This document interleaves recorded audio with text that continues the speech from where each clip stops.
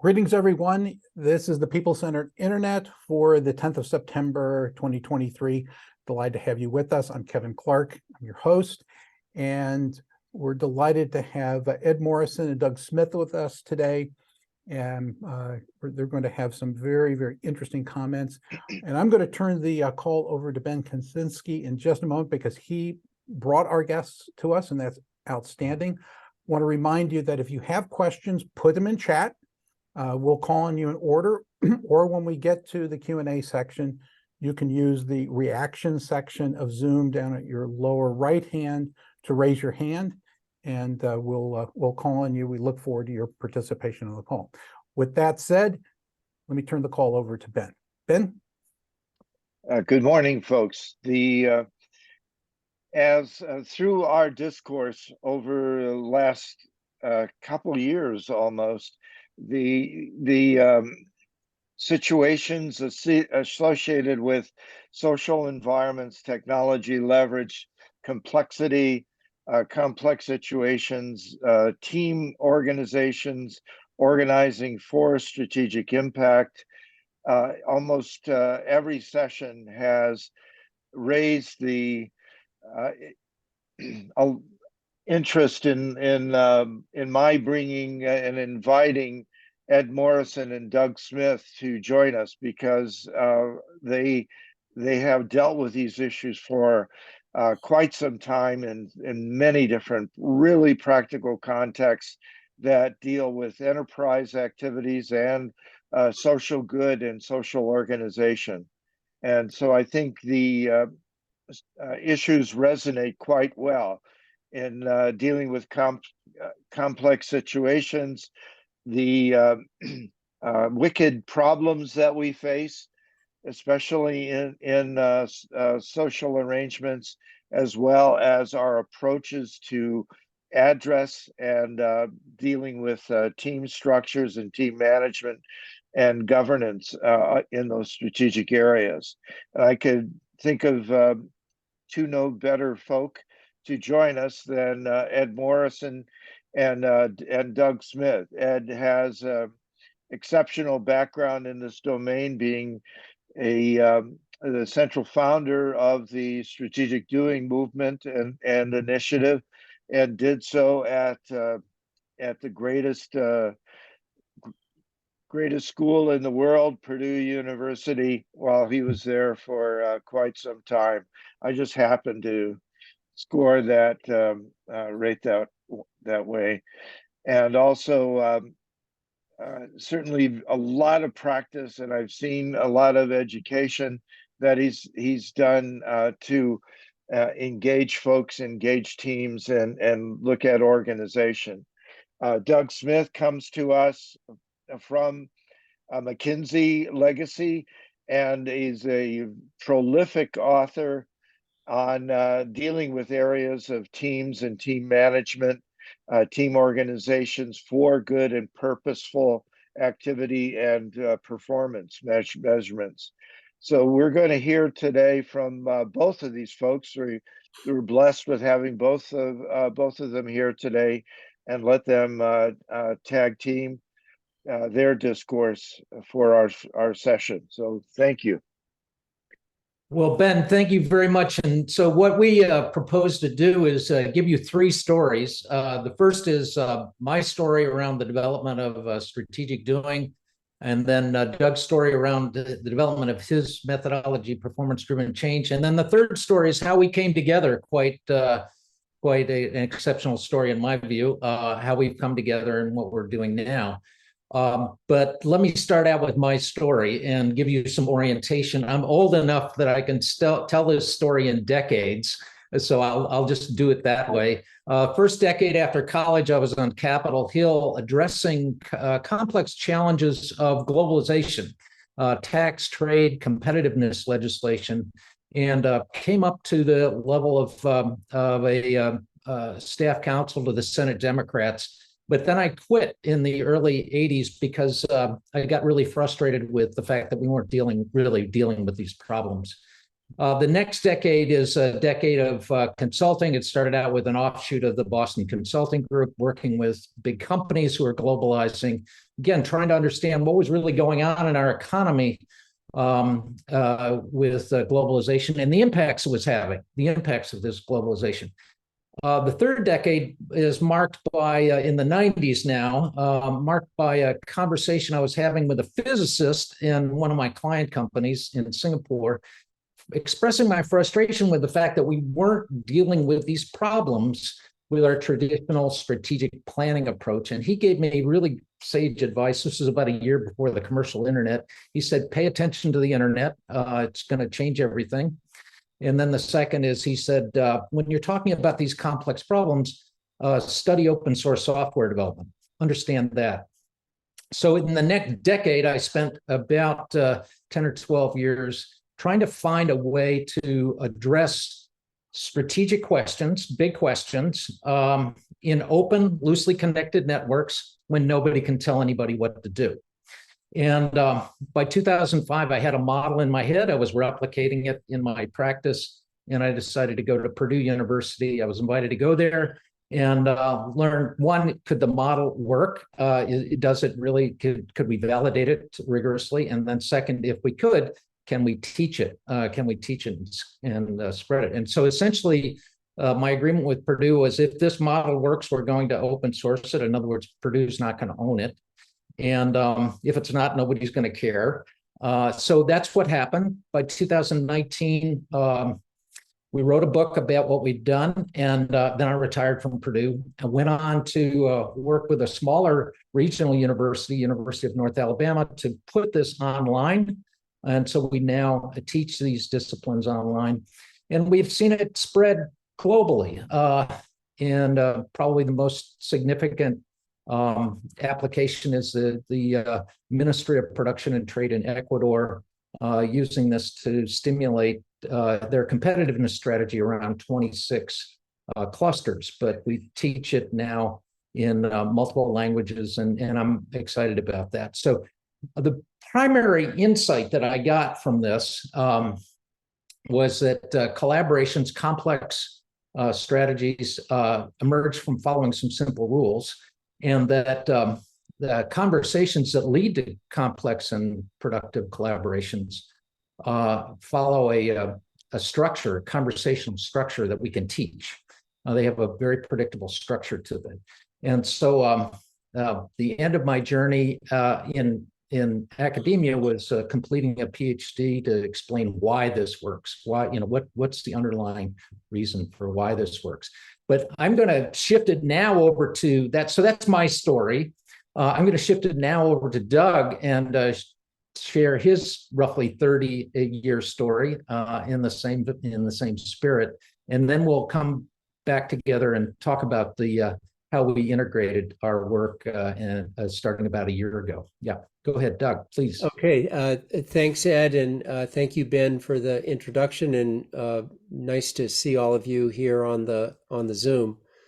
Well, maybe I can just sort of track Ed's chronology a bit. So that, again, like Ed, old enough to talk about this in terms of decades. So I would say the first decade of note began when I was a high school math, chemistry, and physics teacher at age 20 in Gambia, West Africa.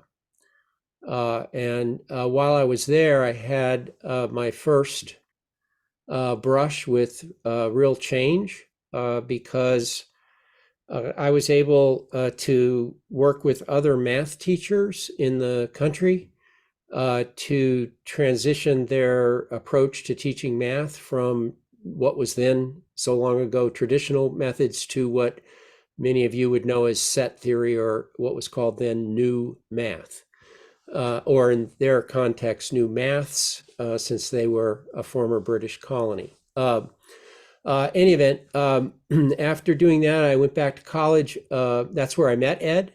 Both of us were studying African history. That's how we came together.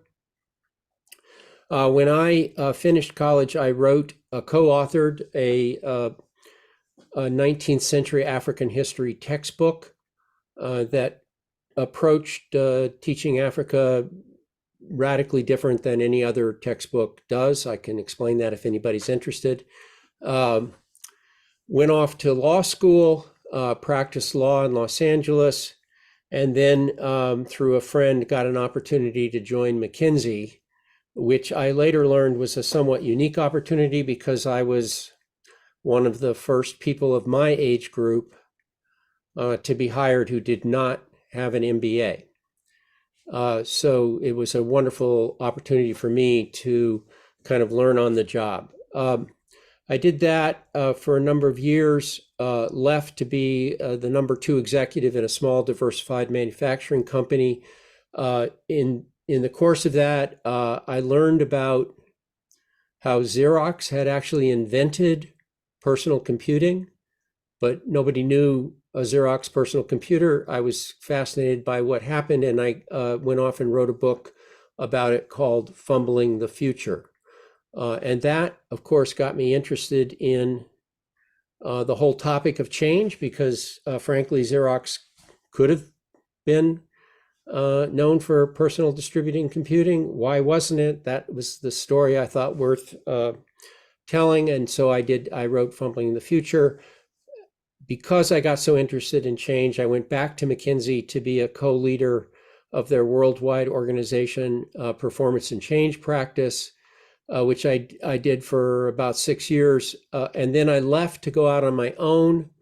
And particularly, other than the most crucial reason I wanted to see my kids grow up, I went out to be on my own because I had come to believe by the early 90s that strategy, which was actually all the work I did at McKinsey, was not that hard, to tell you the truth. There were some situations where it's very hard, but most of the time the strategy was pretty apparent.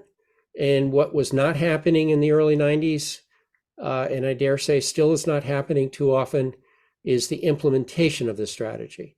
So by going off on my own, I was able to turn to clients and say, folks, it's just me. There's nobody else. There's no team, whatever. If you want to do this work together, you are going to have to do the work. And oh, by the way, we're going to come up with the strategy in 2 to 3 weeks, and it's going to be implementation from day one. So I spent the 90s basically learning about how to design and do simultaneously, pick strategies and implement them. I did that across literally dozens of different industries. And that led to an opportunity to work with a group called NeighborWorks America to create the first ever what I call challenge-centric cohort architecture for scaling change across an industry. This was the affordable housing industry. I designed this approach. It's still running today. It pretty much has transformed affordable housing. It hasn't fixed affordable housing in this country, but it has definitely improved the capability of nonprofit groups to respond to the need. I'll stop there. There's a whole bunch more, but maybe that is sufficient background. Yeah, so let's dive into why we came together, Doug, and what unites us, because I think these are important lessons when we take on really complex challenges, both from a network perspective and from an organizational perspective. And I think the 2 methodologies that we came up with. Well, why don't you share the experience you had when reading the book, and then Sure. reading my book, and then you can. Sure. You can So, as I said, I met Ed in college. It turns out that Ed was in the same class as my wife, and just a few years back now, my wife's class, Ed's class, had their 50th reunion, and what happens is they always have a book for the reunion.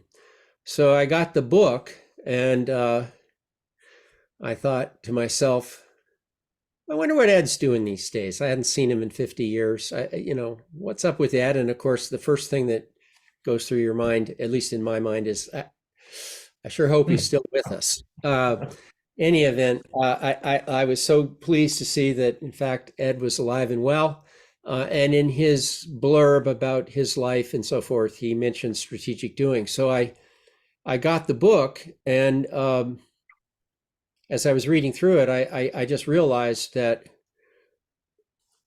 what he was doing in strategic doing as a methodology, it sits on a foundation of a core set of principles that I articulated when I was at McKinsey the second time with regard to organization change, and that I've used ever since. They're the same principles. The methodologies that we use differ in some ways. They're the same in some ways, but more importantly, the core principles are identical. So I reached out to Ed and said, look, we've got to talk. Maybe I would add, Ed, just one thing. When I joined McKinsey the first time in 1979, in addition to having the wonderful opportunity to learn business language on the job, in 1979, some of you might remember a TV show called Murphy Brown. And some of you might remember a vice president of the United States who thought Murphy Brown was atrocious for family values. I don't know if you remember that. Bush's vice president. In any event, I was struck as I was learning business language at McKinsey, where everybody talked about shareholder value. Again, you all probably are familiar with that. Remember, I was all new to this language, and meanwhile, I was hearing this raging discussion in the nation about values. And I quickly saw that the way people I hung around with used the two words was sort of odd, because when you talk about a chair and chairs, a tree and trees, a house and houses, the singular usually is a subset of the plural. But that's not the way people were using them. Value was a completely different concept and meaning than values. So I began taking notes on that in 1979, and in 2004, 25 years later, I wrote a book called On Value and Values, which is a social and moral philosophy for the 21st century that is grounded in the challenge of integrating our concern for value and values, but doing so in the real world we live in, not the world that our ancestors lived in, which was a world of friends, family, and place. We don't live in a world of place anymore. We live in a world of markets, networks, organization, friends, and family. And it basically, at the core of that are organizations and purpose networks like American Red Cross or whatever. And that's where the various challenges, et cetera, we as a people face have to be resolved, not at the individual level. And if they're going to be resolved at the organization and purpose network level, there has to be an integration of value and values. So there's a lot more behind that, but that's what drove me from 79 forward. And then when I saw Ed's work, I immediately saw that strategic doing is without question unparalleled in its effectiveness of fostering new purpose networks to resolve the problems that we face. So I had done a lot of work in existing organizations confronting change. This was about creating new purpose networks. They're grounded in the same principles. They're both concerned with integrating value and values.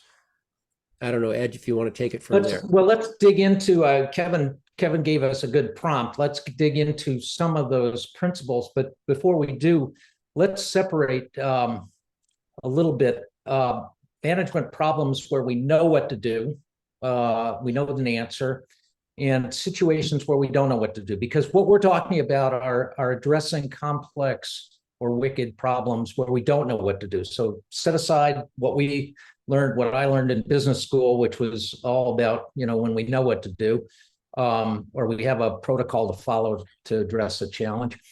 Here we're sitting in a situation where we don't know what to do, and it's complex in a couple of different ways that are important to recognize. One is that the problem is interlocking. I mean, the wicked problem definition that most people are familiar with makes sense, makes a lot of sense. We confront a lot of those challenges. but then the solutions or moving our situation to a better position, getting better results, getting better performance, typically involves teams and collaboration, which in and of itself is complex. So there's two dimensions of complexity here. And so the management principles that you came up with as you were doing your work and align very closely, as we know, to strategic doing. Let's share a couple of those principles, Doug. So why don't you just kick one off? Yeah. Well, the one I arranged the principles so that the first one and the last one, the alpha and the omega, would clearly be the most important. And so principle number one, which when I first observed it, these are things I didn't like. These didn't come down from a tablet on the mountain. Okay, they were just things that were just obvious from observing so many situations. I've worked in more than 60 different industries and fields across all three sectors of the economy. So I just saw patterns. It was just patterns. And the first principle is this: performance is the primary objective of change, not change. Now, these are principles for managing change. So obviously this is about change. But what I saw back in the 90s, and I have never stopped seeing, is that when it comes to we don't know how kind of problems, what the tropes, the habits of mind and action are all around making decisions, and then notwithstanding the fact that the already existing employees of an enterprise or a purpose network or volunteers or who regularly participate in a sense, they don't necessarily have the skills, the behaviors, and the ways of working with others to implement those decisions. So what do folks do? They make these decisions, they communicate them, they have town hall meetings, they get intellectual buy-in, and they think, well, that's enough. And then when it turns out that people aren't quite sure how to implement the decisions, they hire training firms. And they try to train in. And it doesn't work. It doesn't work because what happens is that it turns into a set of activities that are about change for the sake of change. And it doesn't help people understand how their learning new skills and behaviors will matter to performance results. And very quickly, when Ed or I say performance results, we are not talking exclusively about financial performance results. That is not it. It's a more fulsome understanding of performance that is grounded in an ethical view of an organization that benefits, yes, the supporters, stockholders, whatever, funders of the organization in the nonprofit sector, yes, the people of the enterprise, yes, their partners, and especially their customers and beneficiaries in a way that's reinforcing to one another. So performance is the primary objective of change, not change. And then the last principle is, if you're going to lead something like that, you have to, it's the Gandhi principle. You have to practice your leadership and the courage to be the change you wish to bring about. It's not leading by making decisions and then telling other people to go do it. If people don't know and don't have the skills and behaviors, it's highly likely you don't have the skills and behaviors. You've got to be learning them along with the others in order to have authentic leadership. So those are just two of them. So let me share my perspective on those two principles, because again, I came at this challenge of wicked problems from the standpoint of a network of, again, globalization has hit a community. We've got to respond. There is no hierarchical structure in place. Nobody can tell anybody what to do. How do we generate positive change? And part of the challenge in that first principle, when Doug says performance is the objective of change, not change, what we're really focused on is, what's the outcome? What is it that we want to accomplish? And this gets into the problem of collective, what positive psychologists call collective prospection. In other words, visualizing a future together where there's shared value. There's a we involved. We can do this. This is how it's going to make it better for us, our children and our grandchildren, and get that process of visualization articulated in sufficient detail that you can measure it, and so you know what success looks like, but then also it creates a North Star. So one of the things that I was doing in the 90s was also negotiating joint ventures in China. And one of the major failures of American firms was that they would skip this step. They would go from what could we do to trying to sign an MOU. And they didn't have a deeper discussion of what's the outcome we're trying to get to. So as a consequence, when something happened, when there was a failure of some sort, my colleague in China would say, we have partners sleeping in the same bed, but dreaming different dreams. And that's a big, big problem when you're starting to deal with collaboration, because with collaboration, it's a disciplined process of moving towards shared value. It's not cooperation, it's not coordination, it's a process of recombinant innovation. And so this whole idea of focusing, the first point, focusing. The last point, when you get into networks, part of the challenge here is if you define collaboration as a creative process of recombinant innovation among equal partners, that means that you have to step away from the pre-existing hierarchical power structures and treat everyone roughly the same. Everybody's roughly equal.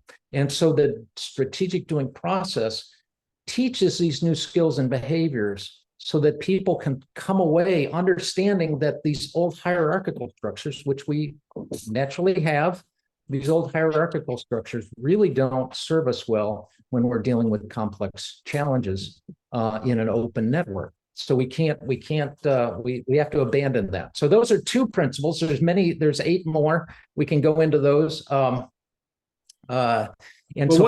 Just one thing before we continue, I would want to point out, to build on what you said. It's crucial to ask for any initiative that might be underway. With respect to performance, the question becomes, what does success look like? And very, very particularly describing success in terms of specific outcomes, not activities. And so, for example, I looked at the website for the wonderful work you folks do, and there's something on there about access and connectivity. Well, if you asked what would some initiative look like in terms of success for access and connectivity, one assumes that it would actually include some increase in the number of folks who are connected and using their connection in terms of accessibility or something like that.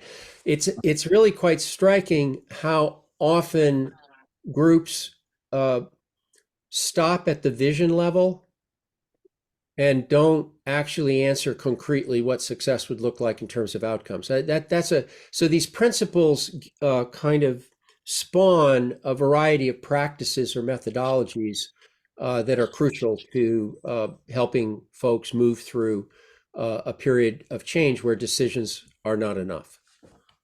So there's a question around governance, and I'm gonna leave that to follow up later, because it really is a more complex challenge. But one of the ways that we address governance at Purdue, when we had these large scale networks trying to take on, for example, how do we transform a workforce development system across 14 counties? How do we do that? The current workforce system doesn't work.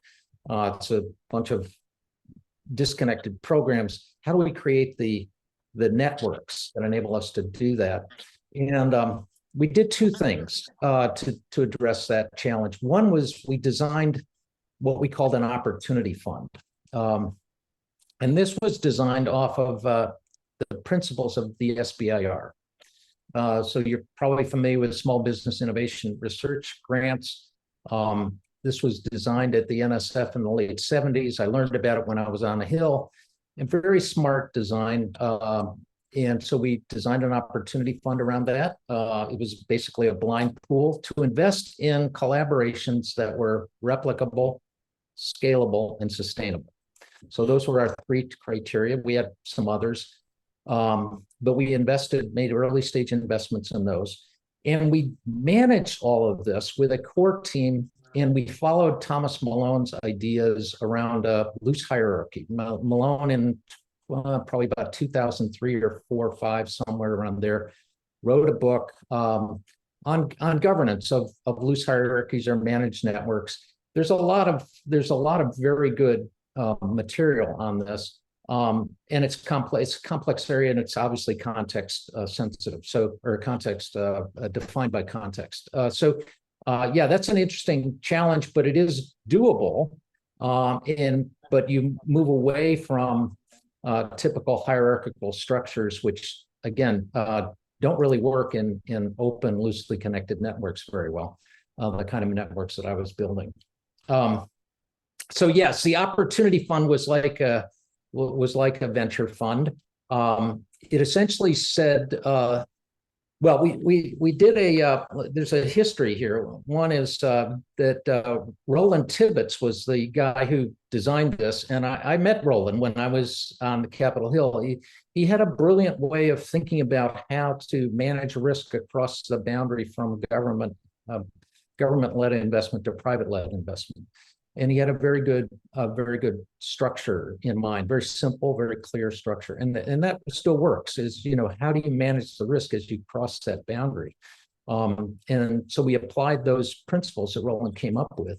And then we did do this work in DC with some National Science Foundation, a bunch of other folks around commercialization of federal research. And we came up with the Phase 0 program, which is now being implemented in many of the SBIR programs. But essentially what it does is it creates a simple set of rules to invest in collaborations that do create shared value. In other words, they are sustainable. You're creating value that someone is willing to invest in over the long term. And so about 80% of the 60 initiatives that we came up with continued past the initial funding. And some of them are still very much alive today and growing. And that's really what you're really looking for, is this opportunity to create shared value. Now, is it aligned? Yeah, of course. You have to align your activities together, and you have to have a simple strategy process. Has to be light. Everybody's busy. Got it.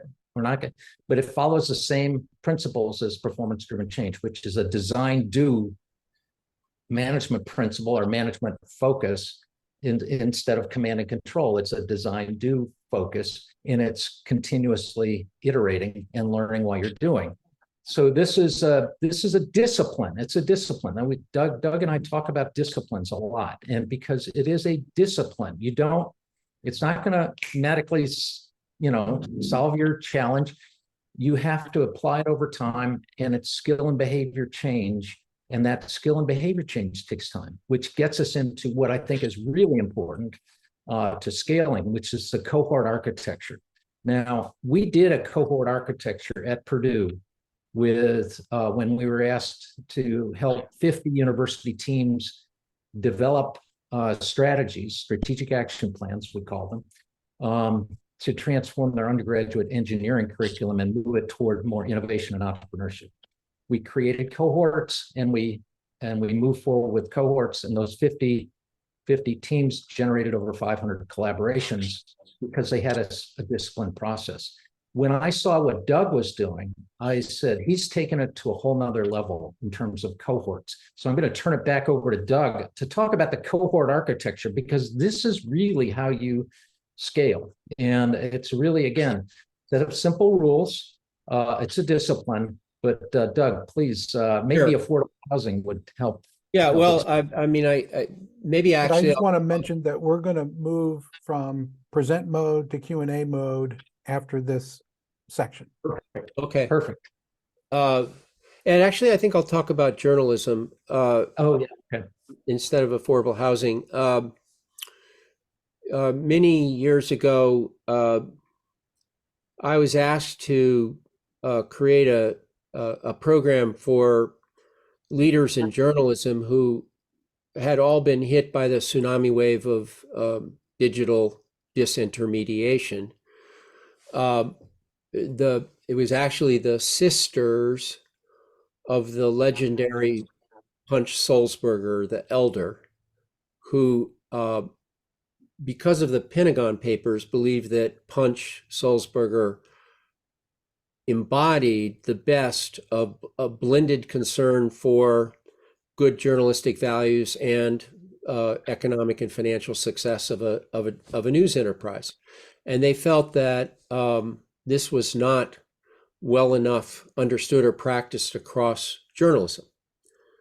Now, for everybody, there's one historical explanation. There are many explanations, but one very, very crucial explanation for that.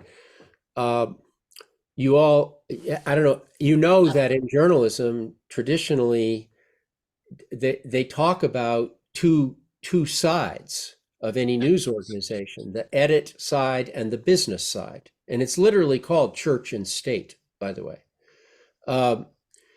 Well, so I designed this program after the affordable housing program that it had such an impact, the cohort approach. And the way it worked was that people who were going to come into the program, it was not a typical curriculum-centric leadership program. Your price of entry was you had to take on a real challenge confronting your news enterprise. Had to be one of the 2 or 3 most crucial challenges. You had to articulate what it was. You had to define success in terms of performance outcomes. And then you needed to use all the resources and everything of the program to work with others back at the office, so to speak, to optimize the odds of success. When we started that, I'll come back to the design in a moment, but when we started that, if you looked at a typical news enterprise in 2007, there was one general manager. Because of the division, literally reinforced by organization structure, nobody other than the publisher or the CEO actually thought about the whole enterprise. So that is something that we were saying to everybody based on their challenge. They had to do that. They had to be a CEO in effect. The way the cohort architecture works is each participant, a participant might be an individual, it might be a team, but in any event, the challenge is not a personal challenge. It's a challenge facing the enterprise. That's crucial. But whether it's an individual or a team who are the formal participants, they have to do what I just said, articulate what we call a performance challenge. In other words, a challenge with what success looks like. They are introduced to the methodology of what I call performance-driven change. And they use that methodology over the course of the program. The program might be 10 months, it might be 12 months. In the beginning, the affordable housing program Ed referenced was 18 months. They have to use that. They each get a coach, not a consultant. The person who's their coach never goes to their office or anything like that. It just works over the phone. And then there are sessions throughout the program about every 8 to 13 weeks where they have to come back and share with their peers what's happening with the challenge, what's working, what's not working, and how are they progressing against 2 key things: the real outcomes that they're trying to achieve that define success, and the people they need to get on board. And so using the methodology both for establishing direction and particularly the methodologies for dealing with the real politics that happen within an organization, with the help of their peers and their coaches and the program, they move forward. Now, what's crucial about this is because of the uniqueness of each of their contexts, their challenges differ from one another. What happens over the course of the program, of course, is they all begin to see they have the same challenge in terms of driving real change in their enterprise. But because the substantive nature differs, they start to share what's working and so forth. And there's a whole lot of replication that goes on. And then more crucially than that, even by the time you get to the end of the program, you start to see collaborations across news enterprises. You start to see replication of innovations that have happened in the program elsewhere. And so the changes that have happened start to scale to the field of journalism. So when we started this program in 2007, one of the things that was absolutely true of news organizations is that they saw themselves, quite appropriately, going back to the mid 20th century going forward, as providing general content, news content to the general public. And what we said to them, even in 2007, is that's not going to work in a competitive market structure. It was fine when you were a monopolist, but not when you face the web and all these other sorts of competitors. You're going to have to do market differentiation. So in effect, we said you're going to have to move from general content to the general public to what we called an audiences, with a capital S, focused approach. That was all Greek in 2007. Today, in the United States and Europe, taking an audiences approach is routine in the field of journalism. So that's what I mean by scaling change through the cohort approach. I want to finish with this. If any one of us involved in this program or any of the participants had written an article in the Harvard Law Review, Harvard Business Review, or Columbia Journalism Review about the importance of focusing on audience, and that's all that had happened, it wouldn't have brought about the change in the same manner, because it's just an idea. And the reality is, ideas do not implement themselves. People do, typically people in organizations. And it is, it is skill and behavior change. This is one of the things about strategic doing, for example, that to develop a collaboration with strategic doing, there are 10 skills involved. This is what we teased apart at Purdue.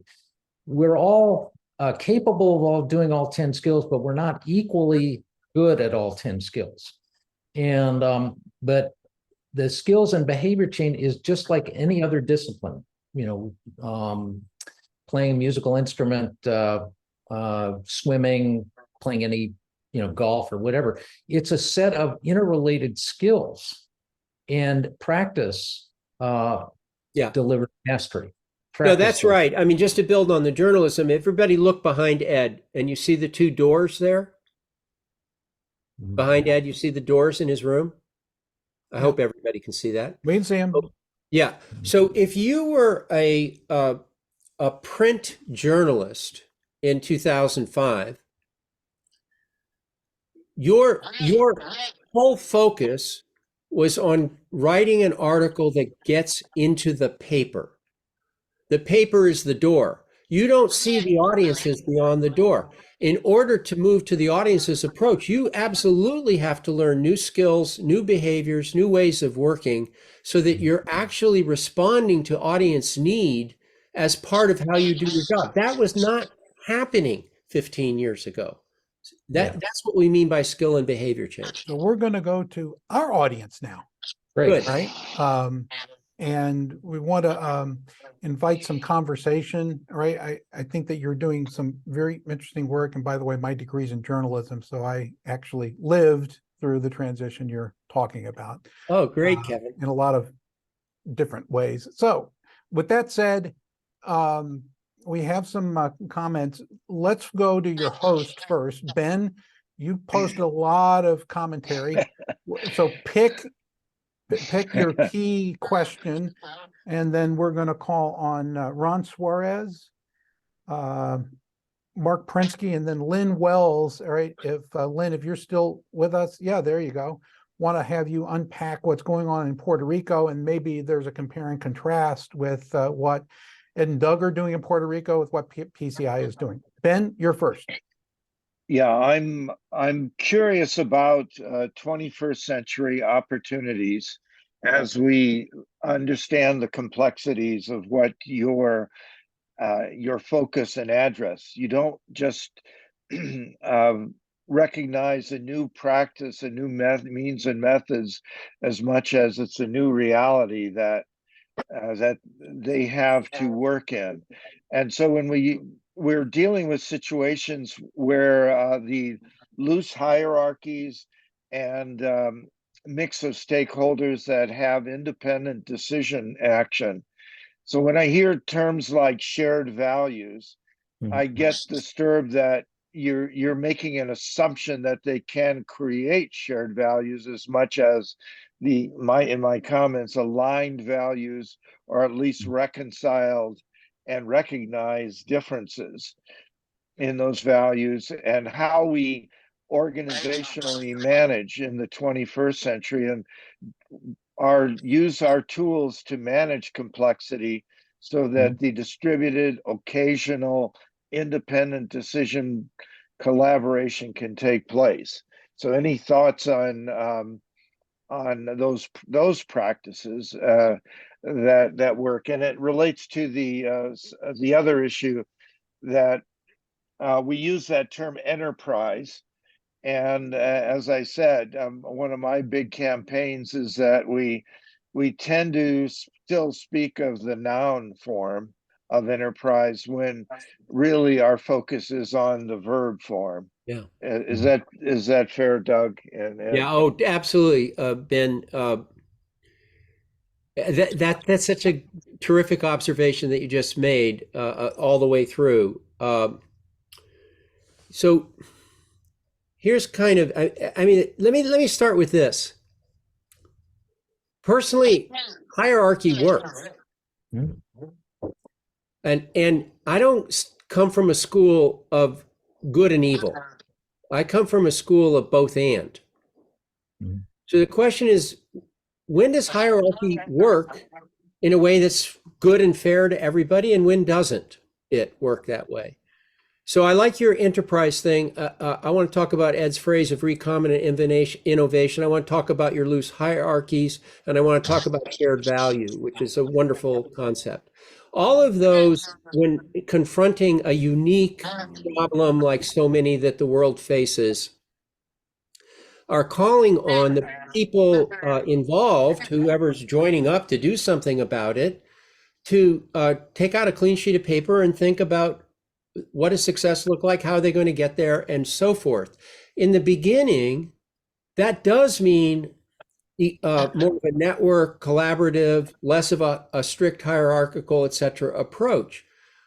The enterprise as a verb approach that you just described, an exploration, finding out what works, all of the stuff that everybody on the Zoom knows. Let's just assume for a moment success. And now the people involved are actually getting good because of learning curve phenomenon. They're actually getting good at doing whatever the thing is that they have discovered and put in practice.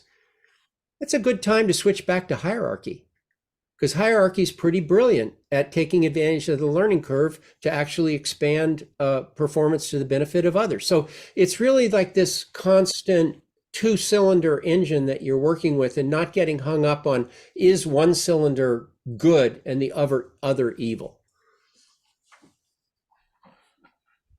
Yeah, I would emphasize that point is that, in when we talk about governance, there are functions or activities within any enterprise, within any network, that are best organized hierarchically. I mean, you want your taxes filled in on time. You want, you got to have accountability around that. But hierarchies are not particularly good at learning and adaptation. And so part of the challenge is, how do you balance these things? How do you identify the activities? And of course, S-curves help you think through that. But I think it's really important to underscore that what we're talking about when we talk about strategic doing is a disciplined process of collaboration. Yes, we're starting with the assumption that through this inquiry, we will create value. In other words, and broadly value, not just financial value, but we will create value that will enable the network to sustain itself and grow. In other words, people will continue to invest their time and effort into this because they're getting better results. And there's an alignment between my individual interest and where that shared interest is going, which is another one of these principles that Doug has identified. But part of this is understanding that in order for that to happen in these open, loosely connected networks, it has to happen through the age-old art of conversation. Yeah. That's how you do it. And unfortunately, when you think about the conversations that happen in most meetings, they are not designed and guided to build collaborations. They're not. And so they're they follow Robert's Rules of Order or no agenda or whatever. I mean, all sorts of huge wasted efforts. What we've learned is that when you understand the discipline of collaboration as a process of recombinant innovation among equal partners, that you can manage that process very efficiently, very productively, and you can increase both the volume and the velocity of your collaborations, which leads to huge productivity gains because you're deploying your assets, whatever they are, you're deploying them much more productively toward the performance that you've agreed on. So that's, in a nutshell, I think, a response, Ben. Yeah. Thanks, Ben, for that question, and Ed, Doug, thanks for those insights. So to continue the conversation, I'm going to invite Ron Suarez to join us. Ron? Yeah, hi. My friends keep reminding me that I have to stop and think about the fact that not everybody thinks the way I do. So I've thought in non-hierarchical ways for a long time. In 2011, my wife and I were developers 1 and 2 for the Occupy Wall Street website that organized 9,000 people into 100 working groups. So that's when I learned about consensus decision making. And I'm trying to plan on getting communities to own their own infrastructure. But my friends keep reminding me that no, some people just want to be employees. Not everybody, wants to do that. So I'm curious, and in particular, other than just answering the question, if you have any links that I can reference for my website. Well, this is a big challenge, and the way I frame it, at least in these communities that I've worked in over the last 30 years, is that we need a new civic infrastructure, a new type of civic infrastructure. And I define that by saying, look, we have a market economy, and that's wonderful. It's just absolutely, when it's properly guided, and again, there has to be constraints on the market economy, and we know this. But let's put those issues aside for a moment. The challenge that we have to develop now is a new civic economy in these communities and in these regions. In the civic economy, whereas the market economy focuses on activities and investments that are publicly valuable and privately profitable, the civic economy focuses on investments and activities that are publicly valuable, but not necessarily privately profitable. It doesn't mean that they're not sustainable. It just means there's a different motivation, a common good motivation. Now, the argument that the civic economy is crucial to the resilience, the innovativeness of the market economy is made by a variety of different players. Bob Reich, one of the people I work with, has made that argument for 30 years. Marianne Mazzucato makes this argument in her work on innovation in the entrepreneurial state.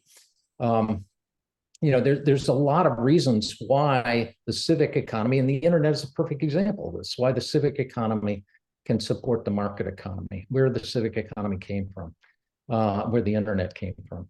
But in these communities, we don't have we've disinvested, and we've torn out, globalization has torn out the civic economy in many of these communities. So we need to rebuild it. And that the broadband is part of it, but there is skill and behavior change that needs to happen in these communities as well. And that's where performance-driven change and strategic doing together can help rebuild the civic economy. The affordable housing example is a perfect one. Yeah. Ron, I have a question of understanding. Sure. In what you said, you said some people prefer being employees. Could you unpack that a little bit more for us? Well, I founded 4 software companies over the years, and I was, always encouraging people to participate in management, and that's what, in my personal experience, I learned that some people just want a job that they go to in the morning and don't have to think about That's right. at night or on the weekend. Oh, that's right. Okay. Thank you. That was helpful. Now, in terms of, but in terms of the broader challenge you're describing, community-based web service, what is it exactly? Community ownership of the internet. So one of the things I'm working with is some blockchain technology that allows you to purchase. It's not out yet, but it's coming out sometime in the future, where you can buy a non-fungible token that represents 3 feet or 3 miles of fiber coming into your community. So it's an alternative to municipal bonds and blockchain technology on your router that allows you to buy from upstream and sell to downstream. So it's a community-owned network in that each member owns their node, and all the nodes together create the infrastructure instead of Comcast owning the infrastructure. Okay. It would be like, Comcast owning the infrastructure is like Federal Express owning the highway system and only allowing their trucks to drive on it. Okay. All right. Well, look, if we had an hour just to ourselves, what I would be trying to better understand and explore with you is more of the whole system, the whole value added system on top of the fiber itself. A picture of that in terms of what I might call a point of arrival, and then we would take our point of departure. I think I would want to understand that because, so for example, right away when you say I own what you described, I'm thinking, oh, well, then maybe I own my data in ways that I don't today. Because I would think that's part of the strategy. That's part of it, yeah. Yeah, which is brilliant and crucial. But I need a much longer conversation about the whole system, point of arrival, about what happens when I own my data, because we have just way too many, and I would use the F word right now, otherwise, but Ed tells me not to do that. We have way too many examples of the gift that happens is like that given away. Well, in any cooperative, whether it's a food co-op or whatever it is, are there links to places that are teaching non-hierarchical governance? Well, so and that's Open where Collective and Lumio are two. No, you're right. You're right, Ron. Occupy. And my experience in the cooperative world is there are some people that most people, actually, it's interesting because you said employee. To me, there's another problem. Most people want to be customers. They don't even want to be employees, let alone leaders or managers. And in many cooperative situations in which I've worked, you have members of the co-op who really only want to be customers, putting too much burden of work on a smaller number who don't. And the groups involved don't come to grips with things like shared resources, shared infrastructure, centralized. Yes, sorry to interrupt. The Brooklyn People's Food Co-op prohibited people from hiring their nannies to do their work for them. So there you go. I mean, we could have a really, I don't want to go on any longer, but it's a great idea. Wow. Does it depend on a huge amount of behavior and skill change, and not just from players who will get in the way, organizational players. Yeah, I mean, mainly I'm wondering how realistic is my vision? Is like 1 out of 100 people that are going to find among. Honestly, I think that Ron, I think it's more realistic than you might imagine. But I also believe that the realism would require you to deeply rethink your strategy. Yeah. Okay, so before we go any further, all right, I just want to remind everyone, we're at we're, a little after 12:30, so our first hour has gone by. Thank you if you need to depart at this point. I'm going to thank Ed Morris and Doug Smith for being with us. And now we're in overtime. All right, so we're going into our next half hour of Q&A. We'll continue our conversation here. Ron, we're going to wrap up. If you have another closing comment before we go to Mark Oh, Prinsky. just, please go to my website and advise me. I'm a paraplegic and I'm 73, and I don't intend on doing this by myself. Thanks. Right. Okay. Outstanding. Well, Happy to Ron, do. thanks for being with us and for asking. If you have more asks, put them into chat and we'll make sure that gets captured. Appreciate your questions.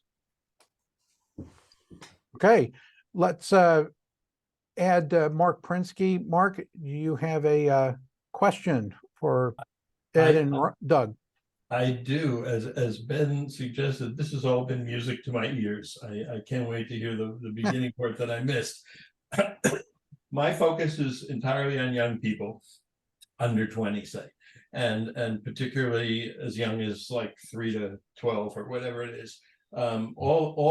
All young people. And my sense is that this is very much in line. When you say behavior and skill change, that better start early, because if we start that early, we'll have it by the time we need it.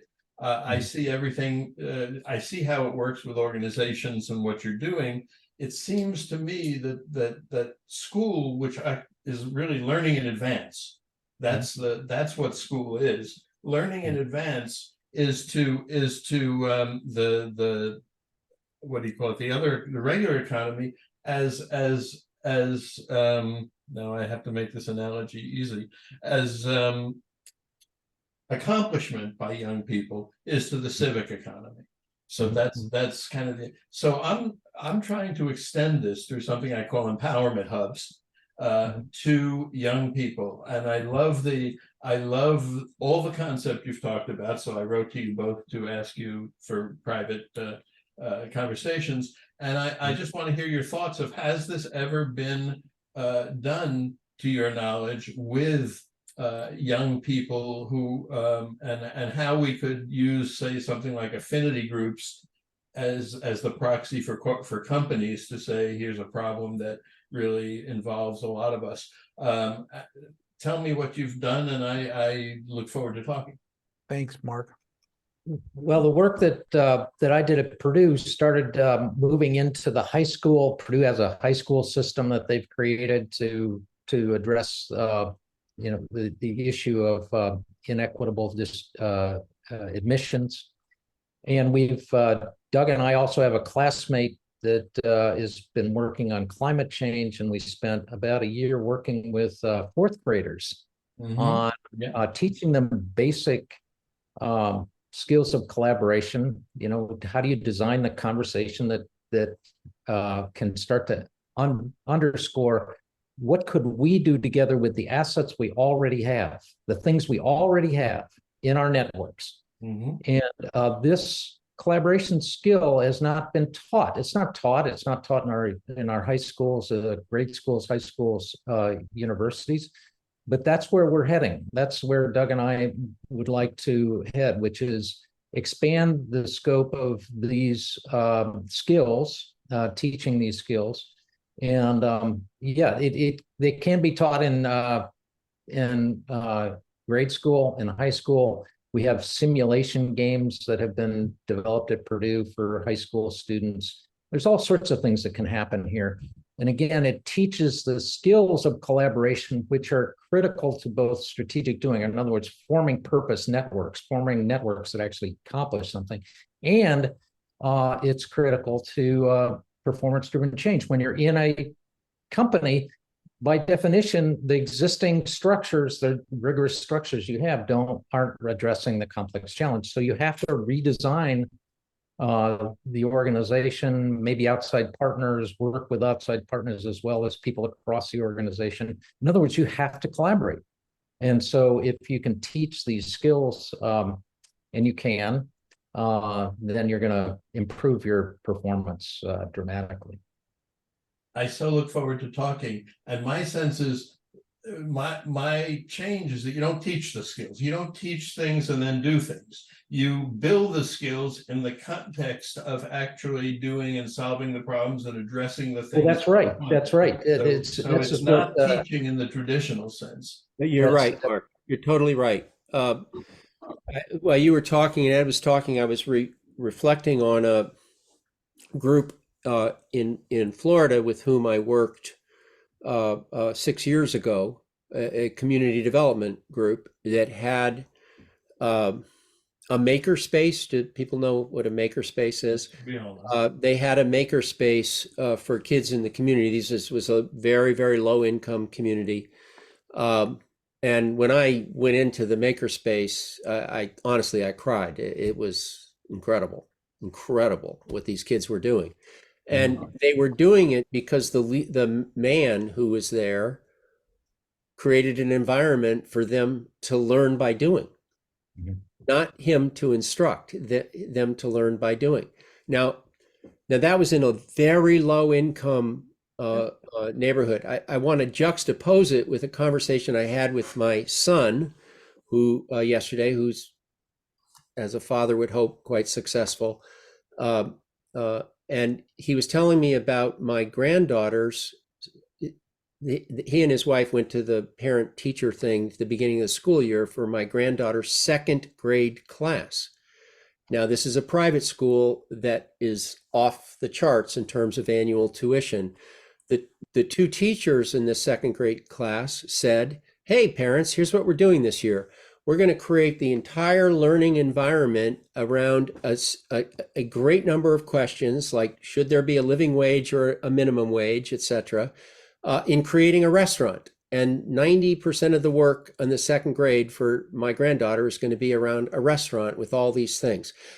I'm sharing it because it's the same exact thing as the maker space. It's creating a space for kids to learn by doing and collaborating. And guess what? They learn skills by doing that. And here you have it in an extraordinarily wealthy situation and an extraordinarily poor situation. And I see this all over the world. We're going to have great conversations about this. So I look forward to it. You also might want to look at the book because it's got a different perspective. Maybe I can sell some more, a couple of books, but the ideas, I look forward to talking with you guys. Thank you very much. Thank you, Mark. Greatly appreciate your participation in those ideas. I put a little footnote in the chat that the Bill and Melinda Gates Foundation via the Aspen Institute had studied the next role for public libraries. And that was one of the roles, is that rather than just reading materials, is create spaces for people to make things, make films, 3D print things, be able to do, right, in addition to being able to learn. Here's right? here's an interesting quiz I'll leave you with. And when I've done work in rural communities in Louisiana, Kentucky, places like that, people will meet at a public library, but they won't meet at a K-12 school. Now, why? Because, well, but we studied that, and the reason is it is the most neutral territory in any city. Right. In a public library, when you have a question, when you ask a question, people say, "Let's go look this up." When you ask a stupid question at K-12 school, what happens? And so this is a very real phenomenon. Yeah. And let me just interject here that I once suggested that we rename public libraries and call them the future. So when people don't say I'm going to the library, they say I'm going to the future. Awesome, Mark. That's awesome.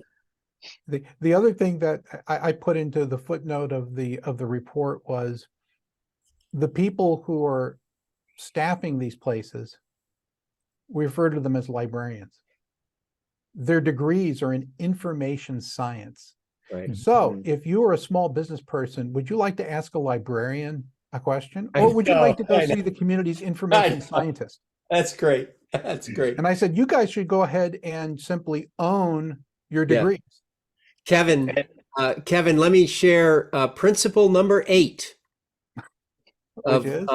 which is the two scarcest resources in a period of profound change are, of course, energy and effort. If you don't try, you don't get anywhere, and meaningful language. Yeah. Well, guess what? The most important people at the firm that you used to work at were the librarians and information scientists. Oh yeah, I know. They helped me create one of the world's first successful knowledge management approaches. Yeah, those very people. So the point is that Oh, yes, we know how to do that. We did that 20 years ago. You have to be able to have institutional memory to pull off a McKinsey-like, environment for those young, freshly minted MBAs, which you were not one of them. However, all the people who are senior partners created a practice methodology earlier in their life that made them the partner, right? So, or they landed a client that was annuity revenue. So anyway, There's one other, Kevin, I want to highlight one in again, in the real world, in communities, there's one other reason that libraries, and that is they represent in people's mind safe civic spaces. In other words, what happens when somebody disrupts is disruptive within the library? They get a warning, they might get another warning, but then they'll be asked to leave. Yeah. And so this is one of the challenges. We're having deeper conversations here. And one of the absolute, it's the first skill in strategic doing, which is create a safe space. And libraries do that. This is why they are essential. I love the idea of renaming them the future. Great. Well, the most interesting thing that was hotly debated behind closed doors was whether public libraries should be places to vote, because it could potentially contaminate the independent nature of that space, right? Because then it becomes partisan as opposed to, so anyway, I just point out the nature of it being a safe place, right? Say, well, that's where we should go do that. Well, the interesting, right, dynamic, I said it should be tested. The reason that what you should do is not, you need to go run experiments and see whether it has any effect. So with that said, we should go to Lynn Wells. And Lynn is doing work with PCI in Puerto Rico. And, you were talking about work that you have done there. So this should be an interesting intersectional conversation. Lynn, are you with us? I am, and this actually is so interesting. I actually once upon a time used to teach a course on wicked problems, and so listening to the discussion and the need for iterative approaches, because you'll never get it right the first time, is just really interesting.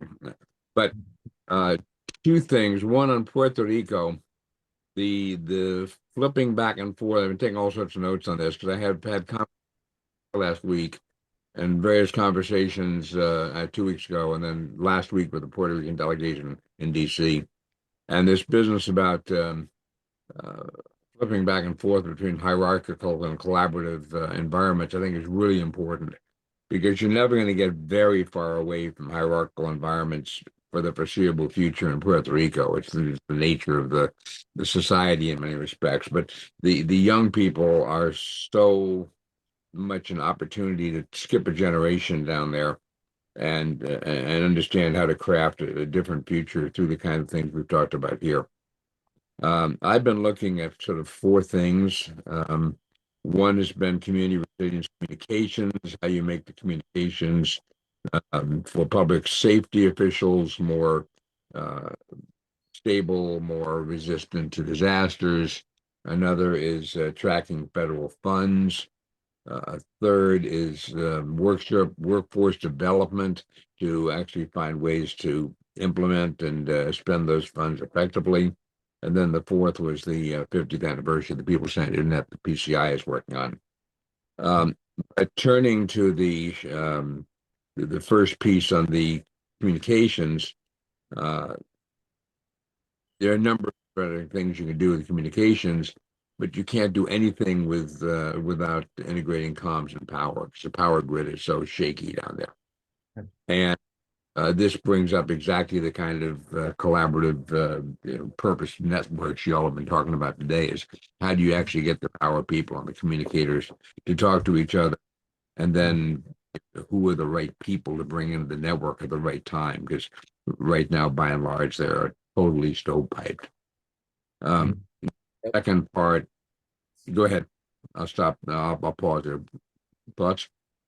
Well, I put in the chat Ubaldo Cordova's website. Now, Ubaldo is an exceptional individual. He's a chemical engineer, graduate of Caltech, worked as a research scientist at UPR, University of Puerto Rico, in the Mayaguez campus, was part of that initial group out of Stanford engineering schools trying to change their curriculum and our undergraduate curriculum with strategic doing. So that's how we became familiar with it. And he's visited me a couple of times up at Purdue, and we've gone down to Puerto Rico a bunch. He is kind of the epicenter of a network, a growing network of people who are trained in strategic doing. And they essentially, that's how he became from a research professor to number 2 in the university, was because people were paying attention to what he was doing. So I would really, and I'm happy to reach out to Baldo for you, or do an email introduction, however you'd like. Right. But he's really got and I encourage you to look through his website, because he designed his whole candidacy. He wasn't picked as the next president, but he was encouraged to be a candidate. And so he, unlike all the other candidates, he really came out with a report about how he was going to start moving the university in a new direction. So he's a type of leader that I think you would benefit from knowing. We went down to Puerto Rico right after Maria. We trained about 30 people in 2.5 days, and then they went out and started working in communities directly the next week. So this is one of the reasons why both in Ecuador and Puerto Rico, people peeled the idea of strategic doing, because it is a set of simple skills, but you master them by practice. But you can quickly, I mean, it's not a complex, you're not teaching people calculus here.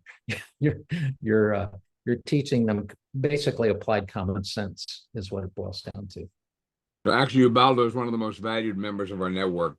And okay, so you know Ubaldo. Okay, great. But it's also instructive about the point about, one of the reasons why he did not become the president was because the system is not ready yet for the kinds of innovation that he is talking about. So since that's what I told him, his time wasn't right yet, but he has been, and he's an exemplary leader. He really is. Yeah. Yeah. So anyway, so I think we will certainly value his ideas and incorporate. In fact, I have a call in pending to him right now. So the second part is this business about tracking funds. And there is the Department of Commerce has this thing called TOP, the Opportunity Project, with a series of sprints in it, which is 12-week sprints starting actually tomorrow, running through the end of the year, with a report out early next year. And one of the ones I'm affiliated with is tracking the impact of federal funds in Puerto Rico. Mm-hmm. And we're actually just trying to figure out where's the money going. By various accounts, there's $60 billion to be dispersed in Puerto Rico for disaster relief and infrastructure between FY 24, which is what's going on now, and FY 35. And most people will just shake their heads and say, yeah, but it's all going to be wasted the way the other money has been. And so the trick is, how do you get people to think about this differently? And that leads to the workforce development piece, because there's actually not the capacity in the archipelago to write the grant proposals, even write the notice of funding opportunities for that amount of money, especially in ways to develop bottom-up indigenous, sustainable, resilient capacity in the communities. And so we're really trying to find a way to change the way that's done. And this then leads to your point about the objective. My view is this is not a 2-year, 3-year, 4-year project. This is a decade project. In the 60s and 80s, there was a very positive narrative around Puerto Rico. The future is optimistic. Now, if you talk to people, the future is static to declining.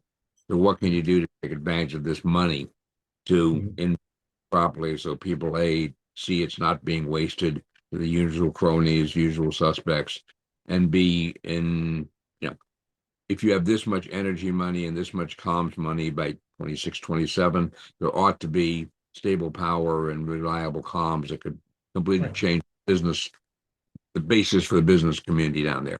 So how Yeah, do you Lynn, think? yeah, Lynn, Yeah. what I would say is worth at least some imagination. Yeah. Would be, in addition to the really good idea of figuring out access to capacity with respect to grant proposals that you just said. In addition to that, some thought about how one might go about using the cohort architecture for inside players. There are organizations that are involved in the distribution of those funds and so forth. The question is, what would it look like if you were able to have a cohort approach like I described earlier, where the challenges were internal to those players? Mhm.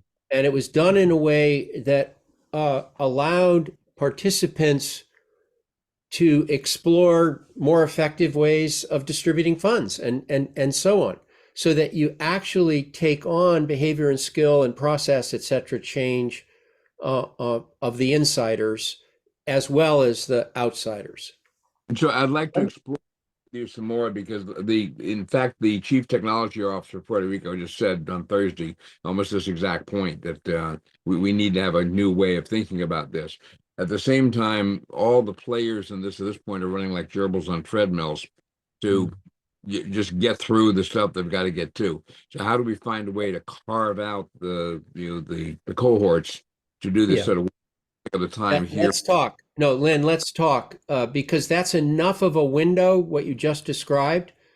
Part of the art is contextualizing and framing the opportunity in a way that is just makes common sense, that people would want to participate, and avoiding the red flags of fear and so forth. So we can talk about that. And all you need are 6 to 10. Of course, it'd be great if you had 20. 6 to 10, 12 pioneers, and if you get them, and again, against the time frame you described, not a year or two, you actually have a chance at building momentum both from the inside as well as the outside. I was just gonna say would that, underscore the importance of the cohort architecture, but I'd also underscore the whole issue of governance here. You know, when I came to Purdue, we had a $15 million grant to transform the workforce system, and we used these different principles and approaches with radical, I would argue, radical transparency. So every team understood what everybody else was doing. We had 4 focus areas, 60 different teams, over 100 partners. And with 8% of the money awarded nationally, we generated 40% of the national results. The point is that if you think this differently, and again, if you can, it's again applying a different set of management principles, that you get a step change improvement in productivity, huge. And you apply the principles of what I'll call radical transparency. Transparency is your friend, and you set up your systems to enable that to happen. Okay. One of the things I just wanted to mention is that the way that you find time on the calendar for the time that doesn't exist because you're on that treadmill, is I tell my clients, you know what? You need to take a sick day, because you know what? You've already described that, you're sick, all right? So we're going to take a sick day, all right? And say, because it happens, right? And we're going to do that, all right? And they kind of go, oh, you're right, Well, again, it's reframing what people are doing. I mean, we do this in our personal lives a lot. I mean, we stick our head up and look around. Oftentimes we do that at funerals, unfortunately. Right. But the point of this is that zooming out and then zooming back in, or what Doug calls being on the dance floor and in the balcony. This is the essence of strategic thinking, of this discipline.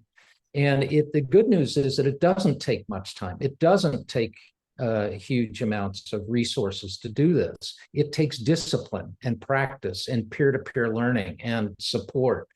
And that's what the cohort architecture delivers. So we're at the top of the hour, and this has been delightful. I hope that Ed, Doug, you had fun while we were together.